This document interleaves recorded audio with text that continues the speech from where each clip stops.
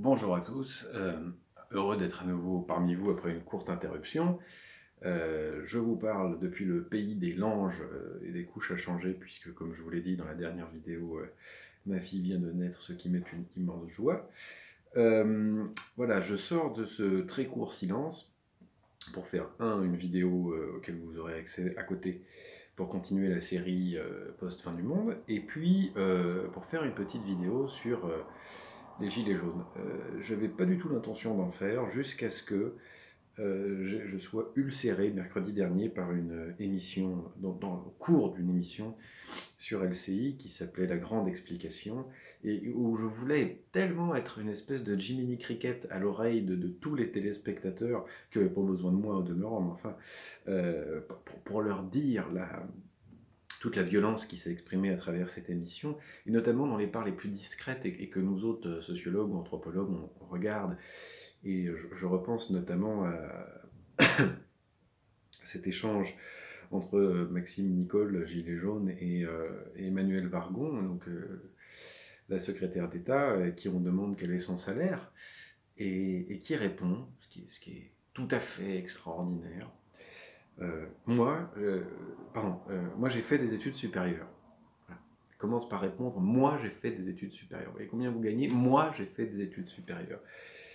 Vous voyez, à travers ce moi-je, la façon dont elle recrée ce qui est pour elle la situation normale, c'est-à-dire la hiérarchie sociale normale.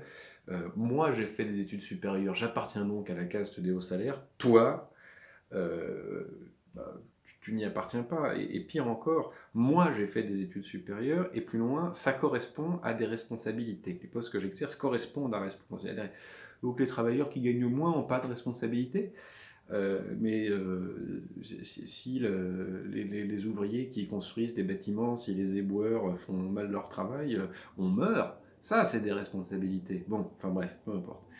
Vous voyez cette espèce de violence sociale extraordinaire et qui culmine au moment où elle répond: je me prête de bonne grâce à cet exercice de, alors voilà, dialogue qui doit avoir lieu dans le calme, avec une volonté d'échanger, pour partager un moment d'échange, toute cette espèce de neutralité pour rappeler que ces personnes de la haute consentent à venir dialoguer, c'est-à-dire à venir parler dans un espace neutre avec la société civile, c'est-à-dire les masses en tant qu'elles sont des armées. Bien. Alors, et puis alors il y a Bougrain Dubourg là-dessus qui rajoute une couche sans le savoir, il n'est pas mauvais Bougre. Bougrain Dubourg, pardon, excusez-moi de cet affreux calembour, ça m'est venu comme ça. Quand il nous dit: l'État a le devoir de nous donner le périmètre du possible. Or, le périmètre du possible, ça fait référence à l'art de la politique comme l'art des possibles, qui est une citation de Bismarck, que Gambetta a repris en disant l'art du possible. Et qu'est-ce que ça signifie la politique est l'art du possible? Ça signifie que c'est l'art, le savoir-faire des dirigeants pour dire ce qu'il est possible de faire à ceux qui ne sont pas capables de le voir, c'est-à-dire les autres. Et en gros, c'est la phrase qui permet immédiatement d'abandonner tout espoir de démocratie sociale dans lequel chaque citoyen est intégré à la décision publique. Or donc, ulcéré, j'ai voulu vous parler un petit peu des Gilets jaunes, seulement d'un point de vue hyper modeste, surmodeste, s'il m'est donné de réussir à réellement atteindre cette position. Pourquoi? Parce que j'y suis pas dans ce mouvement-là. J'y suis pas parce que je suis avec ma femme et ma fille et qu'on s'occupe de cette naissance-là qui a eu lieu dimanche dernier. Et donc voilà, c'est génial, mais je ne suis pas dans les carrefours, je ne suis pas allé dans les manifestations, voilà, je parle comme un spectateur, et un spectateur anthropologue, et un spectateur anthropologue intéressé par le mouvement des Gilets jaunes, notoirement parce qu'il a à voir avec l'avenir de nos enfants, et que justement, je viens d'en avoir un, donc leur mouvement m'intéresse. Bien, alors, on prend son souffle, on recommence. La position la plus humble, c'est-à-dire celle d'un spectateur. Alors, je vais vous dire ce que je vois avec mes yeux à moi, que vous commencez à connaître un peu. D'abord, l'objet. Les gilets jaunes. J'aimerais bien les commenter un peu. Qu'est-ce que c'est qu'un gilet jaune? Un gilet jaune, c'est donc un gilet, hein, n'est-ce pas, en matière synthétique, jaune, bon, et puis qui a pour caractéristique de réfléchir la lumière d'une certaine manière. C'est techniquement un gilet de haute visibilité. Et ce gilet de haute visibilité, on l'utilise essentiellement dans des environnements dangereux, pour assurer sa sécurité, dans un milieu hostile. Donc par exemple, quand on a eu un accident sur l'autoroute, on sort avec son gilet jaune parce qu'on est extrêmement vulnérable dans une situation hostile. Quand on est sur un chantier, quand on se promène, je sais pas moi, sur un endroit où il est susceptible d'avoir des chasseurs, on peut porter un gilet jaune parce qu'on est vulnérable dans un milieu où il y a du danger. Bien. Alors une fois qu'on a dit ça, rappelons-nous, ce sont des gens qui ont porté d'abord ce symbole, qui est le symbole de la vulnérabilité et de la situation de danger, et qui en même temps réclame une haute visibilité. On demande à ceux qui portent le danger d'être attentifs. Bon, moi je trouve que c'est un symbole qui n'a pas été assez commenté. C'est vraiment d'abord un symbole neutre, chacun peut en avoir, à part que ça concerne plus les automobilistes que les autres, mais c'est pas vrai, on l'utilise dans des tas de professions. C'est vraiment l'idée d'une demande de haute visibilité dans un environnement dangereux. Bon, et il se trouve qu'aujourd'hui, le monde social est un environnement hostile. On parle des violences des Gilets jaunes, mais c'est complètement ridicule dès lors qu'on considère les violences que eux dénoncent, c'est-à-dire les violences sociales, le nombre de suicides, le nombre de dépressions, le nombre de familles éclatées, de divorces, de malheurs qui ont lieu du fait de la situation économique et sociale en France aujourd'hui. Donc effectivement, dans ce monde de brutes, ils mettent un gilet jaune en disant ben, faites attention à ne pas m'écraser. Bon, alors c'est de la surinterprétation. Comme j'ai dit, je n'y suis pas, parce que je m'occupe de la naissance de ma fille pour l'instant. Si le mouvement continue plus longtemps, j'irai voir. Moi, évidemment, en tant qu'anthropologue du politique, je vais tout le temps dans toutes les manifestations que je peux aller voir. Il m'est arrivé de faire des manifs aux côtés de gens qui défendaient plutôt tel président congolais que tel autre. J'ai même poussé le vice professionnel jusqu'à suivre les défilés du mariage pour tous et de la manif pour tous en même temps. Pour voir, pour sentir, pour comprendre dans quel état était le pays avec l'un et l'autre. Et puis bon, évidemment, il m'arrive régulièrement de manifester pour des causes dont je suis solidaire. Trêve de billevesées me concernant. Les gilets jaunes, qu'est-ce que c'est? Ben voilà. D'abord, des objets qui servent à signifier, à demander une haute visibilité dans un environnement dangereux, qui signale une situation de vulnérabilité. Alors, ensuite, qu'est-ce que je vois? Je vois une forme non ritualisée d'action. Contrairement aux manifestations plus traditionnelles, c'est une forme qui n'est pas complètement originale, mais enfin qui est non ritualisée. Et évidemment, c'est un peu un gimmick d'un cours d'anthropologie, on sait bien que la meilleure ruse du pouvoir, c'est de ritualiser la contestation. Par conséquent, toute action non ritualisée ne participe pas du pouvoir lui-même. Vous comprenez bien que, c'est ce qu'explique Ballandier dans l'anthropologie politique, une contestation ritualisée n'est pas contre le pouvoir, en fait, elle fait partie du pouvoir, elle est dans l'ordre des choses. Or là, on sort de l'ordre. On sort de l'ordre des choses, même si on peut voir les Gilets jaunes comme des gens qui réclament finalement un retour à un certain ordonnancement, à un certain ordre dans la répartition des biens et des statuts. Donc voilà, le premier point que je vois, c'est une manière non ritualisée de s'exprimer, et cette non-ritualisation, elle attaque le pouvoir en son cœur. Habituellement, ne s'exprime que des formes ritualisées de contestation. Bien. Alors ensuite,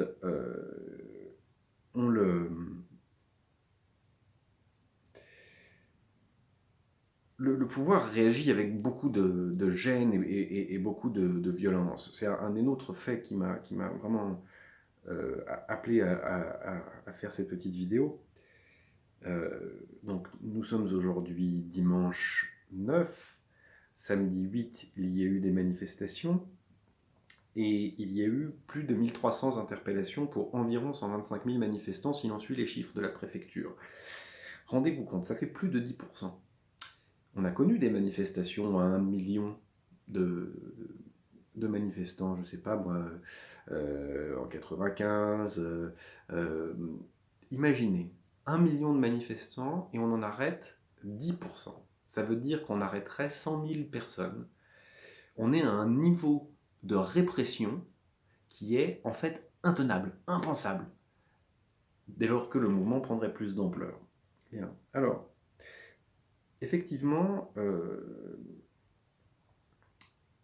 le pouvoir est très troublé parce qu'il a l'impression d'être à la fois face à des émeutes de la haine du pouvoir qu'il représente. Il a l'impression d'être face à des émeutes qui sont quasiment des émeutes de la faim, des gens qui disent j'ai pas de quoi finir le mois, à partir du 15 du mois je peux plus bouffer, je peux plus faire mes courses, je peux plus acheter des choses pour mes enfants.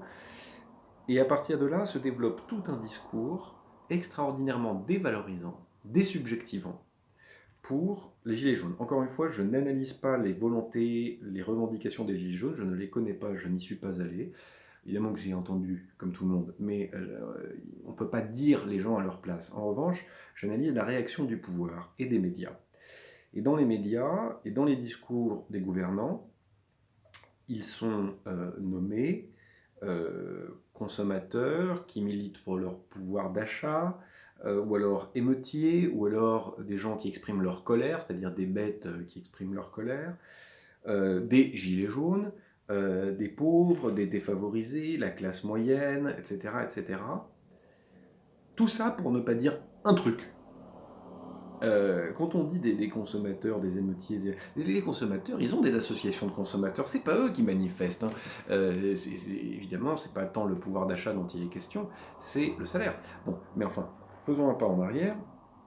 Qu'est-ce qu'on ne dit pas quand, pour décrire le mouvement des Gilets jaunes, comme le font aujourd'hui les médias et les gouvernants, on parle de consommateurs, de gens qui militent pour leur pouvoir d'achat, ou alors quand on parle d'émeutiers, j'ai entendu racaille aujourd'hui sur France Info, c'était formidable, des gens en colère, etc. Bon, les gilets jaunes pour les décrire de manière générique, les populations les plus défavorisées, les classes moyennes, etc. En fait, on ne dit pas que ce sont des citoyens acteurs, voilà, qui demandent à changer le souverain. C'est tout simplement ça. Quand les mecs, les nanas manifestent en disant Macron démission, ou Micron démission, je suis désolé, ça je l'ai entendu, c'est quand même tout simplement le peuple qui trouve que le souverain ne les représente plus, menace leur vie, leur mode de vie, et donc tout simplement, en répondant à leur droit le plus sacré et à leur devoir le plus indispensable, réclament la chute de ce régime-là, parce que le souverain c'est le peuple, et il demande à être représenté. Bon, voilà. Donc là, en fait, tout simplement, ce qu'on essaye de ne pas dire au niveau du pouvoir et au niveau des médias, c'est aussi simplement que ça, ce sont des citoyens qui font leur devoir. Alors, chaque citoyen fait son devoir à sa manière, mais eux, structurellement, dans leur position, dans leur rapport à la propriété de l'outil de production, à leur vie, à leurs proches, ce qu'ils font, c'est bêtement leur devoir de citoyen. Bon. Alors, ensuite, on voit bien qu'il y a un vrai problème au niveau du porte-parole. Est-ce que ce mouvement-là a des porte-paroles? Euh, alors, évidemment, c'est un vrai souci parce que pour l'instant, ce sont des mouvements qui se constituent essentiellement à l'échelle de la fréquentation, que ce soit une fréquentation en ligne ou une fréquentation directe. Et donc, il y a des porte-paroles issus d'une légitimité en ligne, il y a des porte-paroles issus d'une légitimité extrêmement locale à l'échelle de la fréquentation, mais qui n'a pas vocation à entrer dans une démocratie représentative, et donc à envoyer des représentants. En quelque sorte, c'est leur dénier leur droit à une forme de démocratie sociale dans laquelle le populo, à son échelle, fait un travail démocratique, et notamment à l'échelle locale. Bien, même si les maires, effectivement, essayent de reproduire des cahiers de doléances, mais là encore, les maires vont se faire les représentants. On repasse à de la représentation.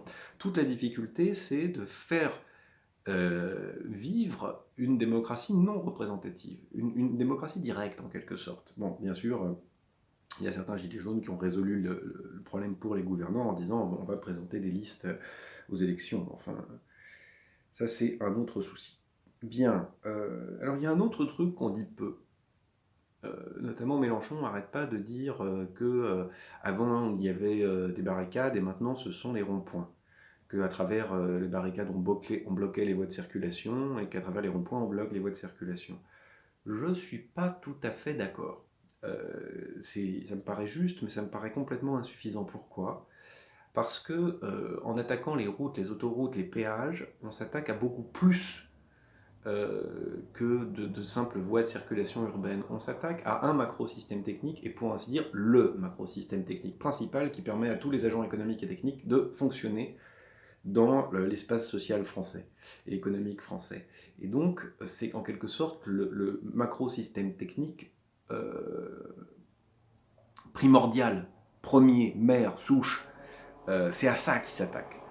Donc, effectivement, comme beaucoup d'autres mouvements sociaux auparavant, d'une manière relativement traditionnelle, ils s'attaquent au cœur du système économique et social français. Bien. Et leur premier geste, alors qu'on n'arrête pas de dire qu'ils sont anti-écolos, c'est littéralement de mettre en dysfonctionnement le macrosystème technique primordial, primaire, de la société française, et de tas d'autres sociétés d'ailleurs. Bien. Alors, deux petits points avant d'en finir.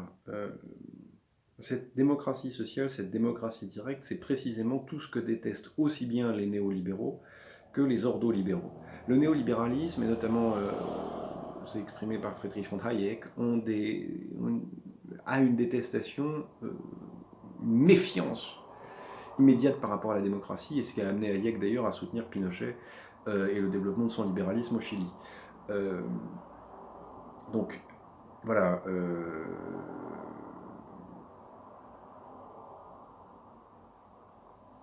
On pourrait penser aussi à faire référence à Milton Friedman et à son rapport à la démocratie. L'ordolibéralisme, c'est plus compliqué. Confère les vidéos sur l'ordolibéralisme et la série de cours sur l'ordolibéralisme que j'ai proposé, fondamentalement, c'est un mouvement qui s'est construit contre les trusts et contre le totalitarisme. Mais avec cette idée cependant qu'il fallait, en quelque sorte, sanctuariser le droit privé, le faire échapper aux politiques et créer une institution capable de transcender totalement, de gouverner tout le reste de la société politique. Et donc, en quelque sorte, il faut absolument pour les ordolibéraux que la Banque Centrale Européenne échappe au jeu politique entre les citoyens, échappe à la démocratie. Il faut absolument que les règles, que les normes qui régissent l'organisation de la concurrence échappent totalement à la démocratie. Donc, moi, quand je parle à des jeunes européistes dans les institutions européennes, je suis toujours frappé par ça. Il y a aussi une vidéo là-dessus, où littéralement, je venais quasiment d'interviewer une jeune travailleuse pour une institution européenne et qui m'avait frappé parce que elle est extrêmement jeune et elle me répétait un credo appris à l'école sur le fait que la démocratie peut se détruire elle-même, n'a pas de valeur par elle-même, et par conséquent, on doit se méfier de la démocratie, ce n'est pas une fin en soi. Et voir une jeune personne éduquée dans les humanités européennes dire une chose pareille m'avait frappé. Donc non seulement ils n'aiment pas la démocratie représentative, mais ils aiment encore moins la démocratie directe. Les ordolibéraux, les néolibéraux, c'est des gens qui pensent que il faut absolument que l'élite économique et technocratique dirige à l'abri de la démocratie. Les traités ne peuvent pas être soumis au vote, n'est-ce pas? Pour reprendre les mots d'un ministre de l'économie allemand. Bien. Donc, c'est en toute cohérence qu'il commence à se faire jour dans le mouvement des Gilets jaunes la revendication d'une marche sur Bruxelles. Parce qu'effectivement, qu'il soit européiste ou pas européiste, qu'il soit souverainiste ou pas souverainiste, qu'il soit pour l'euro contre l'euro, peu importe. En réalité, il y a effectivement un antagonisme naturel entre un mouvement qui déploie, je ne dis pas qui revendique, je dis qui déploie une forme de démocratie directe d'un côté, et de l'autre, des institutions inspirées par des idéologies néolibérales, ordolibérales, surtout ordolibérales, qui se méfient structurellement de la démocratie, et encore plus de la démocratie directe. Donc il faut vraiment garder ça en tête.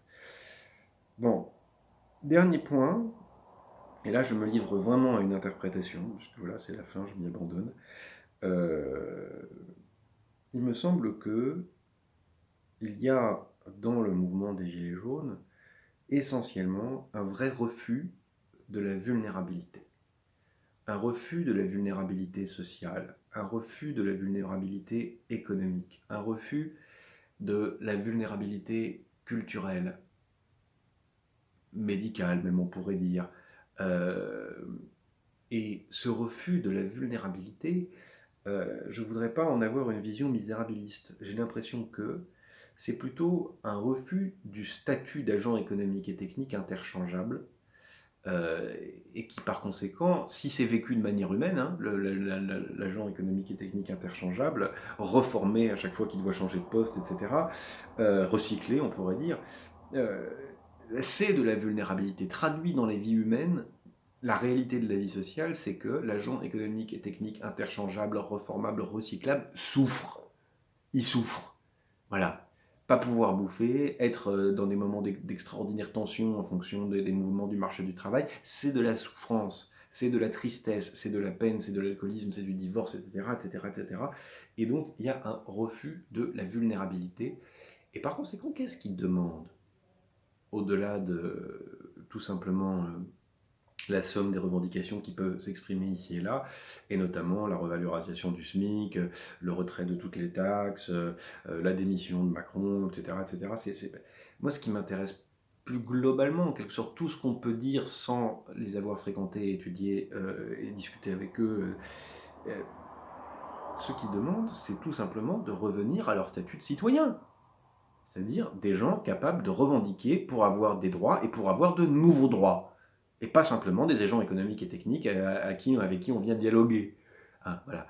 La revendication profonde pour moi qui s'exprime matériellement, ce que je peux du moins en dire sans pouvoir faire d'entretien parce que je suis retenu pour l'instant à m'occuper de ma gosse, c'est ça. C'est le refus de la vulnérabilité de l'agent économique et technique recyclable, jetable, et la demande d'un statut de citoyen. Voilà. Et ben, dans le cadre d'une démocratie directe et d'une démocratie sociale. Et d'une république sociale et solidaire, allez, soyons fous. Eh bien, sur ce, je vous dis à la semaine prochaine et passez une bonne semaine. Salut tes joies.